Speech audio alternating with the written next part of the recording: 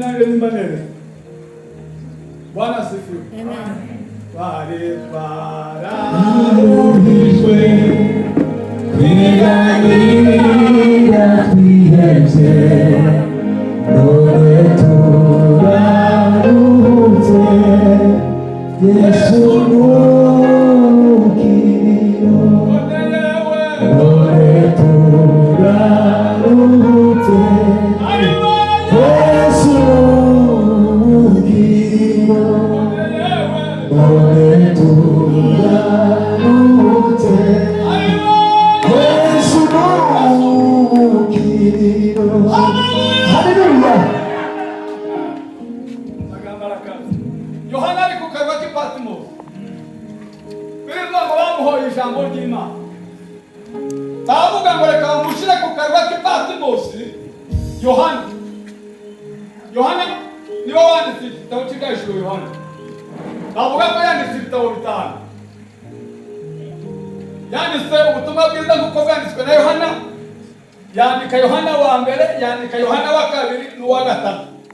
Yandika n'ibyahishuriwe Yohana. Bwana asifiwe. Amen. Bibaye bitanu. Yohana, ubutumwa bwa Yohana, Yohana wa mbere, uwa kabiri n'uwa gatatu. N'ibyahishuriwe Yohana. Bibaye bitanu. Ibyo yanditse.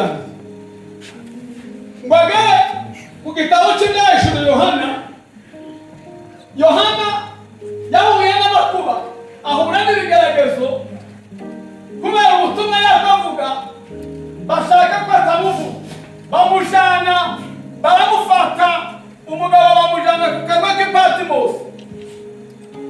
Bamugendana ku kirwa ngo kugira ngo atazongera kuvuga ubutumwa bwiza.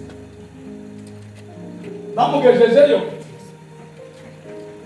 Ariko Yesu kuri Mose afashe uyu n'umubiri arawumanyagura arawucagagura uyu n'umubiri arangije afata amaraso nayo murebe ukuntu ameze ayarisha umugati wogenda umanga gusa warangiza ukavuga ngo urari bazaguheza umwumva tuzira amata muri buzakwakira. Bwana asifiwe.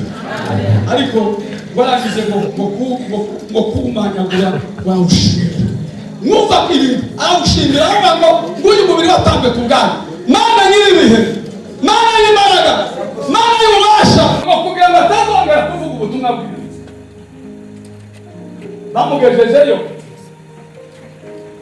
Ariko Yesu kuri Mose abantu ubwo bushira. Yesu namaze kukwitekeramo abantu ubwo kujugunya.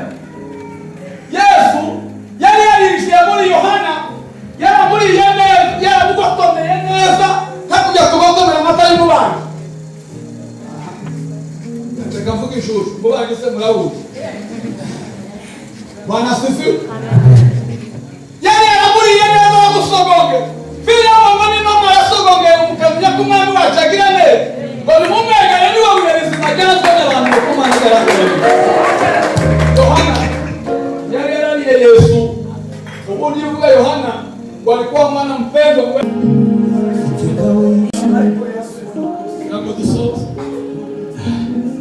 asifiwe. Amen. Asifiwe. Amen. Yesimani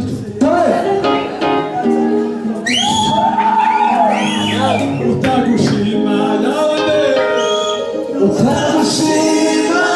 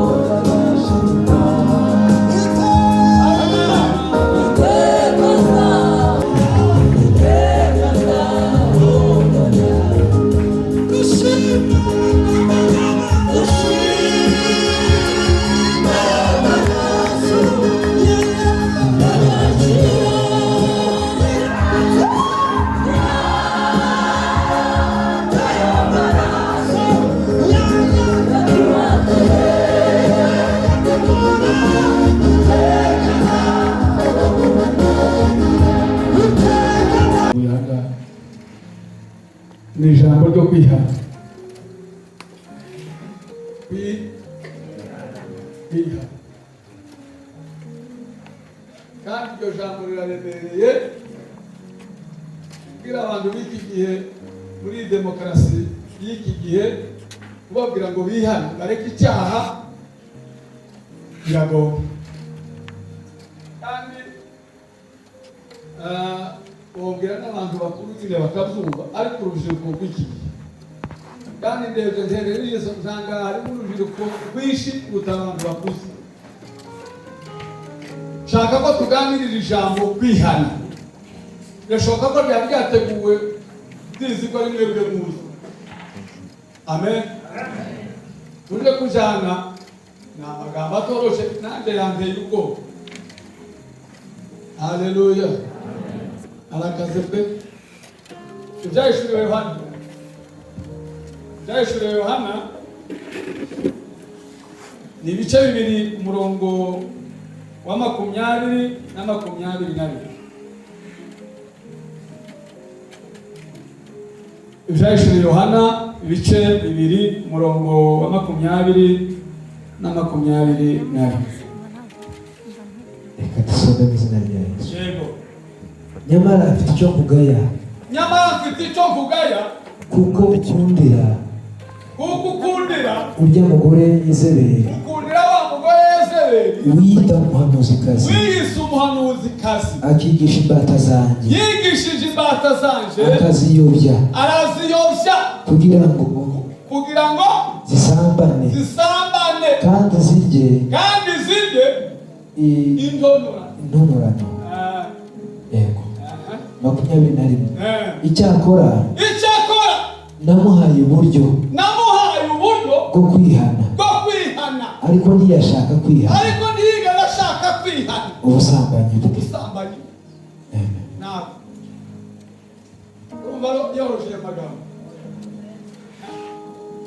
Imana ni igitangaza. Yaduhaye uburyo bwo kwihana ariko abantu ntibagishaka kwihana.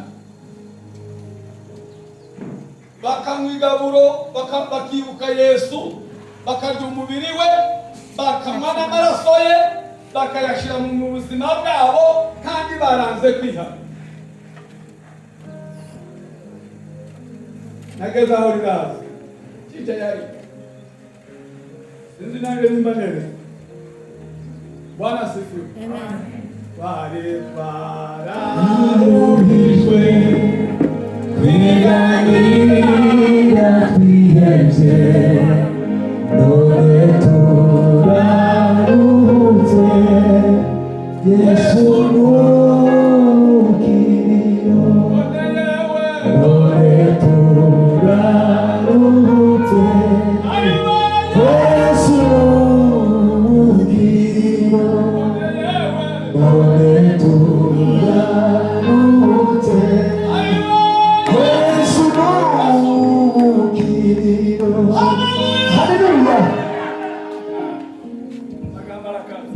Yohana ari ku karwa k'i Patmos. Birirwa ngo bamuhoye ijambo ry'Imana. Bavuga ngo reka bamushyire ku karwa k'i Patmos. Yohana niwe wanditse igitabo cy'Ibyahishuriwe Yohana. Bavuga ko yanditse ibitabo 5. Yanditse ubutumwa bwiza nk'uko bwanditswe na Yohana. Yandika Yohana wa mbere, yandika Yohana wa kabiri n'uwa gatatu. Yandika n'ibyahishuriwe Yohana. Bwana asifiwe. Amen. Bibaye 5.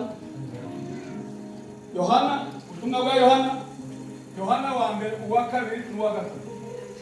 N'ibyahishuriwe Yohana. Bibaye 5. Ibyo yanditse. Mbagare ku gitabo cy'ibyahishuriwe Yohana yahuye n'amakuba ahura n'ibigeragezo kubera ubutumwa yakavuga bashaka ko atamuvuga bamujana baramufata umugabo bamujana ku karwa k'i Patmos bamugejeje ku kirwa ngo kugira ngo atazongera kuvuga ubutumwa bwiza. Bamugejejeyo ariko Yesu akurimo se abantu ubwo bushira Yesu namaze kukwitekera abantu ubwo kujugunya. Yesu yari yarishiye muri Yohana, yaramuriye neza, yaramugotomeye neza, hakurya tugotomera amata y'umubanyi. Reka mvuge ishusho, umubanyi se murawuzi. Bwana asifiwe. Yari yaramuriye neza bamusogonge. Bibiri y'abamani mama yasogongeye umukamenya ko umwami wacu agira neza. Ngo nimumwegere niwe w'ubuzima byanzwe n'abantu bakumanagara neza. Yohana yari yarariye Yesu. Ubundi uvuga Yohana ngo alikuwa mwana mpendwa, ngo yari umwana ukundwa cyane. Yari yarasogongeye Yesu. Aramuvuga ngo bamufata ngo uyu mugabo ateka akajagari, reka bamuta batazongera kuvuga. Bamujana no ku karwa k'Ipatimosi. Abo nkunda Yesu. Yesu bamusanga no ku karwa. Biriya hatagira abantu. Bari baravuze ngo azicwa n'inzara, azicwa n'imbeho, azicwa n'irungu, azicwa n'inyamaswa, bamuta. Kandi bagomba byari bikwiriye kumwicira aho ngaho. Ariko ngo ahagere. Yisomye igice cya mbere ku murongo wa 9. Haravuga ngo ku munsi w'umwana narindi mu mutima. Ku munsi w'umwana ngo narindi mu mutima. Numva ijwi rivugana na ribwira isi Yohana we ngo dore nari napfuye ngo none ubu ndi muzima wija kuganira nawe. Yohana ababonye Yesu. Yesu aramwiyereka ngo yarikwize atuma nk'upfuye. Bibiliya iravuga ngo aramubwira ngo umva Yohana ujuka. Ngiye kukubwira ngo wandikire amatorero arindwi yo muri Aziya. Yose arindwi. Ikintu cyantangaje ukuntu Yesu abona sekretariya hariya ibiro byose abayicaye muri biro za nyamaswa zari zikiriye. Abarahagizwe abonye uburinzi ngo yandikire amatorero arindwi yo muri Aziya. Yesu manchi. Sinzapfa ahubozarama kugira ngo ntekereza imirimo Uwiteka yakoreye ubwo nari maze kwiheba. Haleluya, haleluya. Uzakuzarama kugira ngo utekereze abantu imirimo Imana yakoze. Abarisa atangira kwandika yandikira itorero twasomye n'itorero ry'Ismuruna. Asifiwe. Amen. Haleluya. Haleluya. Aricara ryandikira itorero ryitwa umurongo wa 18 urahasanga yandikira itorero ryitwa aravuga ngo ni wa wundi wari warapfuye ubundi muzima. No, nze kukubwira aya magambo. Ariko twasomye hariya avuga ngo haleluya. Haleluya. Haleluya. Haleluya. Haleluya. Ngo wakundiye wa mugore Yezebeli. Abantu bakundiye wa mugore. Ariko akambabwira Yezebeli. Namuvuze. Asifiwe. Amen. Navuga Yezebeli. Ariko kamuzi namuvuze. Yezebeli ni umugore wa Ahabu. Uyu Yezebeli yari ikigusha gikomeye. Yezebeli uyu biri zabone makoma azaba ngo yari umurozikazi wa mbere. Yezebeli wumva umuntu mwashikiranye nawe ariko simwebwe ariwo mvuze. Wumva abantu bakora ibyaha umuntu biyegereye umuntu baganiriye nawe. Bibiliya ivuga ngo Yezebeli niwe wari umurozikazi wa mbere. Yezebeli niwe wasongoje inzara wa mbere. Yezebeli niwe wambaye mini wa mbere. Yezebeli niwe watukuje iminwa wa mbere. Yezebeli niwe wogoshe ingohe wa mbere. Yezebeli niwe waba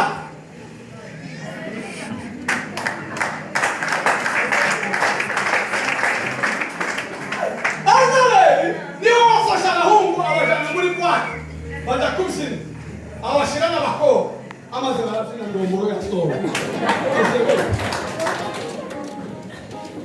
Babigisha ubusambanyi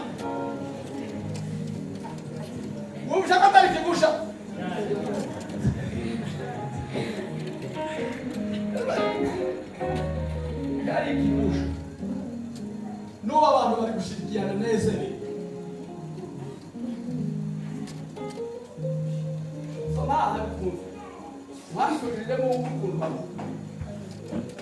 nyamara mfite icyo kugaya, nyamara afite icyo kugaya by'atorero, kuko ukundi ujya umugore ndetse wakunze wa mugore wese wiyita umuhanuzi wiyise umuhanuzikazi, akigisha imbata zanjye, yigishije abantu banje, aziyobya kugira ngo zisambane, azishyira ku gahunda yo gusambana.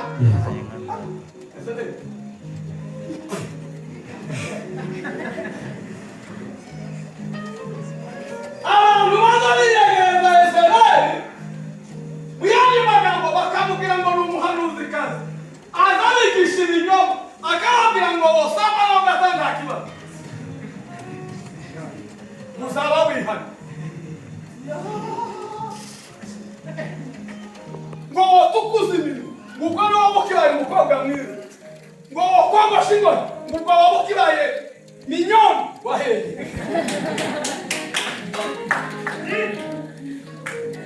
Uzina wishongoje inzara, ngo haje no kuguru, atazisongoza ngo haje no kuguru zisongoye. Wewe ukagira ngo kuragira ngo ni umugi, ahubwo kurigana Yezebeli. Uzina ngo haje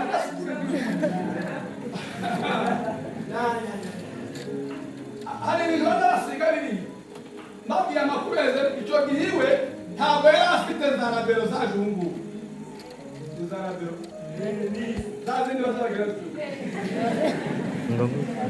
uzina yakora uyagaze afata amaraso y'abana b'imvi yishe akayafuza akaba ariyo agira za rabero. None namwe mukigandaga ngo mwabonye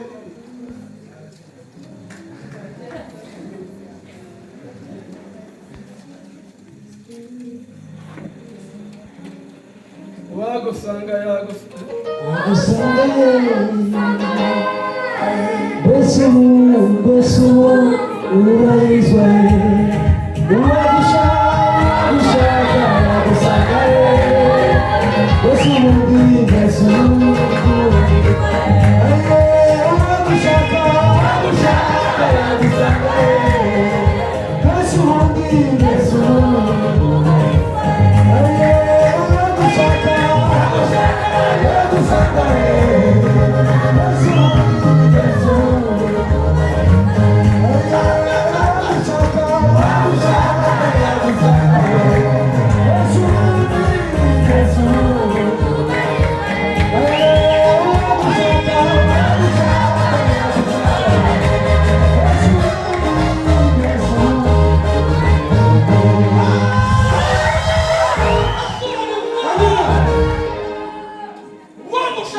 yagusanga mbese yogusanga mu nzu y'Imana, yogusanga uri umukristo,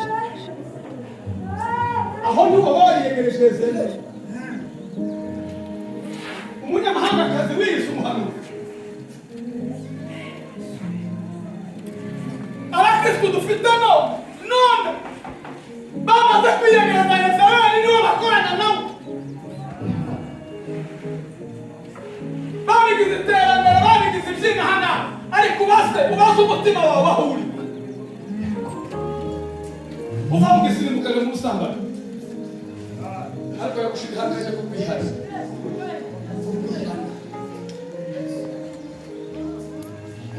Tuva mu tuntu n'utundi twihana, turakiza icyama ugashuka wishe maso ugasanga Yesu agira neza.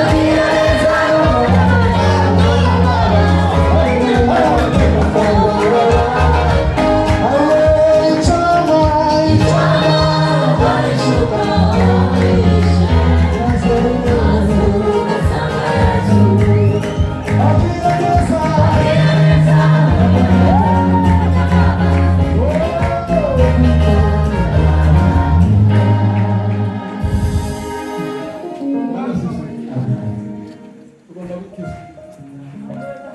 nawe gihari ura kumukristo n'abaza kuyihe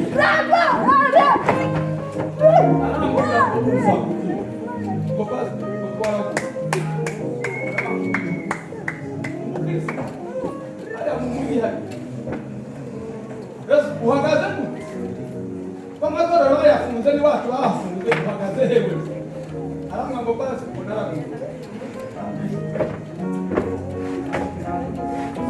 Damo punga na mwenda kwihanu. Kwenda kwa funga mato. Na mbuzo kuli.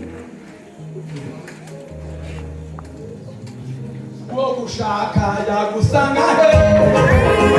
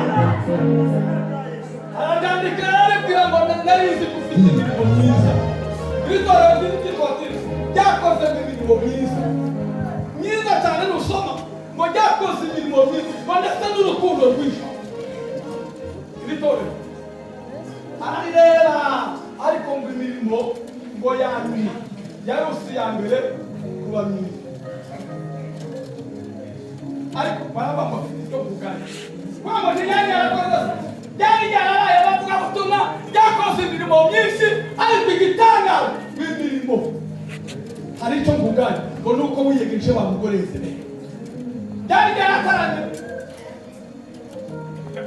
arikutanga byari byarabaye n'abavuga ngo byabaye n'abaririmbyi n'intore byabaye n'abavuga ngo tumaresa bakoze n'imirimo myinshi cyane ariko habamo baba ngo lakini hari umusana wari izajya zihindura ivu ariko hari umusana ariko izajya ikivu ariko mfite icyo mvuga ngo nuko bakiriye bamugoreze beza nubwo mwasenga nubwo mwasamara nubwo mwatangaga batu ariko hari umugoreze nari mwakiriye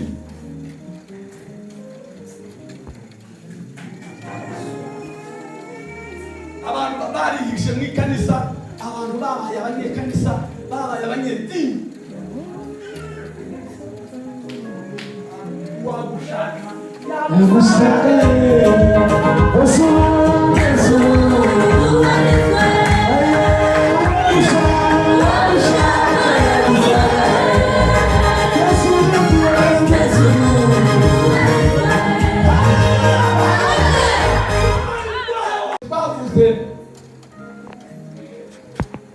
Pastor yabivuze mu kanya gashize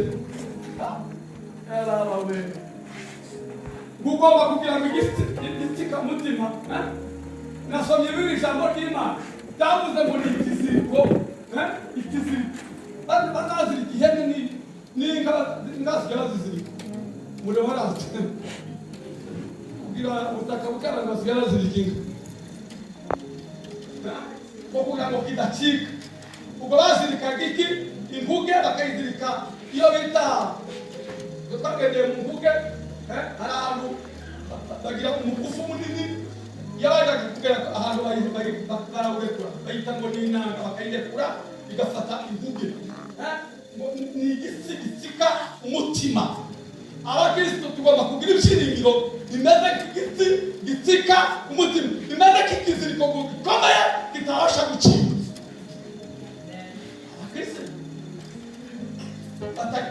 batakihana batakishaka kwihana bararekuye ubuzima babura kurekura ngo buje buhebe shitani na shitania na nyina wa shitani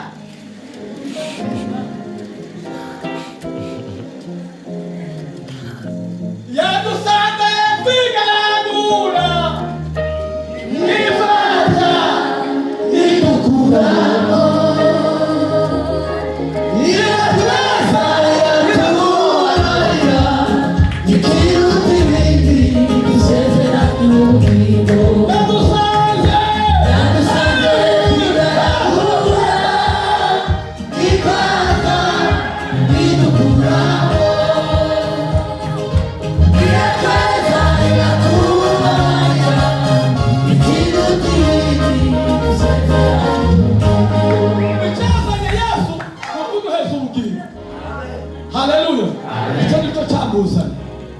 akavuga rino jambo abadiyakoni n'abaje hari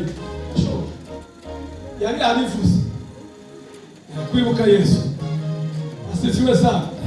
Soma Abakorinto ba mbere tuje mwigaburo. Niba ushaka kwihana wihana, ibi bintu birakaze, nta bintu byo gupfa kunywa gusa no kurya gusa nk'uko wishakiye. No. Abakorinto ba mbere 11:23 yego. Nuko icyo nahawe n'umwami wacu kumenya, icyo nahawe n'umwami wacu kumenya, icyo nabahaye namwe, naje nicyo nabaha, yuko umwami Yesu ijoro bamugambaniye, umwami Yesu ijoro bamugambaniyemo, yenze umutsima, yafashe umutsima, akawushimira, arawushimira, arawumanyagura, akavuga ati, uyu ni umubiri wanjye ubatangiwe, mujye mukora muzaza mukora gutya munyibuke. Yego. My friend, muzaza mukora gutya munyibuke. Sare nataka ari n'abantu bafashe ngo ni ibintu no nitabaza ni ibintu bifixe bikomeye cyane.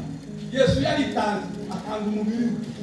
Ibyo yavuga aya magambo Paulo yavuze ishobora kugambaniyemo Yesu aravuga reka mbere umuntu uzaba tutakore afata umubiri we afata umugara arawumanyagura. Buriya hariya ko barawumanyagura bawumanyaguye arawumanyagura yakoze igitangaza. Ariko abigishwa ntibakwamenya ibiharigeze ntibakwamenya ibyaba ngo arawufata arawumanyagura arabati nguyu umubiri wanjye utambe kugara ko twahawe ibintu bikomeye. Yesu wishanyagura wese aricagagura wese yigira utugongo kubwanje nawe warangiza ugasohoka musubiza ku musaraba wewe. Burya iyo winjiye muri loje iyo ugiye gusambana ukumva ko ukoze ibintu byiza kandi yaradutambiye yarafashe umubiri we akawuca. Mwagiye mwibuka ibyo bintu, mwagiye mwibuka ibyo bintu. Yesu ijoro bamugambaniyemo bashaka kumwica bafata umubiri arabangwe kandabere afata umubiri barangiza kumufata bafata umubiri wa Yesu ukafata legere ukumva ko yisaha we wasanga fatana n'igikombe abaheza amaraso arabamugaye amaraso yanjye ngo yatambe kungaye ngo muzaza mwimane muzaza muyanywe uyasobongere abinjire mu buzima yinjire mu buzima amaraso.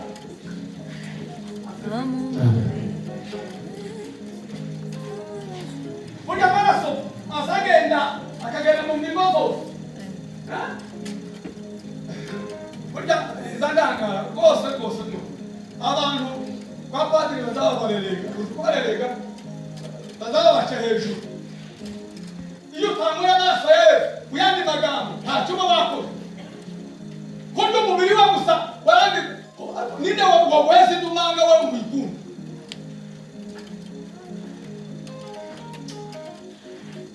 Muraza musengera n'abantu baza barya indumanga gusa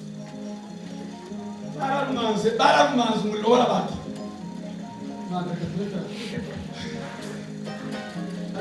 wafata umubiri wa Yesu. My friend, murebe na afata umubiri. Bibiliya iravuga ngo yafashe uyu ni umubiri arawumanyagura arawucagagura. Uyu ni umubiri arangije afata amaraso nayo murebe ukuntu ameze arayanywa ayarisha umugati. Woga indumanga gusa warangiza ukavuga ngo urari bazaguheza umwumva tuzira amata muri uzakwakira. Bwana asifiwe.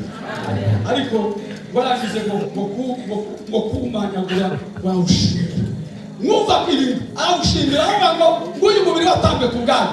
Mana nyiribihe, Mana y'imbaraga, Mana y'ububasha, Mana ifite ubushobozi. Abarya uyu mubiri bose barya umubiri wa Yesu banezerewe baguwe neza. Indwara zikira, abadayimoni bahunge, imyuka mibi isohoke, bakira imbaraga z'amasezerano.